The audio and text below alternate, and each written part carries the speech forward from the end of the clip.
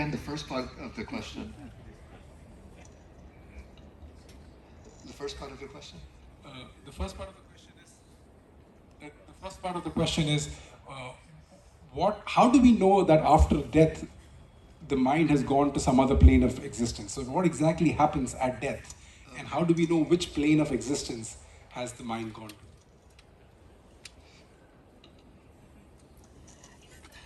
Okay, here I just have to rely on what is said in the text.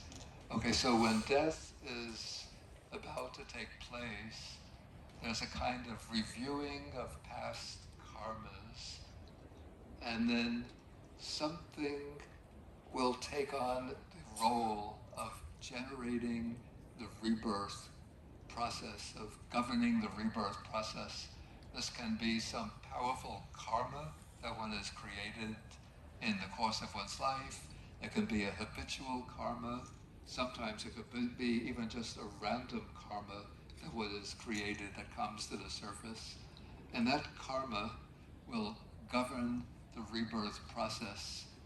And there's a correlation between the karma governing the rebirth process and the plane of rebirth, the plane where rebirth takes place.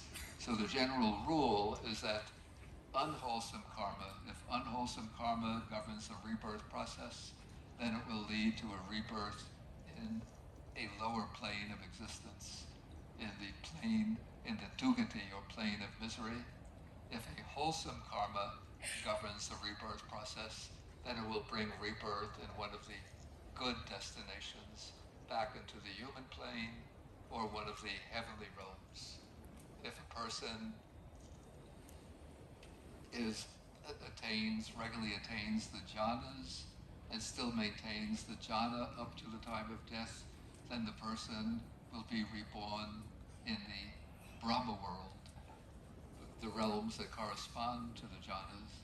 If they've mastered the formless, the arupa meditations, then they can take rebirth in the formless realms of existence. So that is a general rule. How do we know in advance where we're going to take rebirth?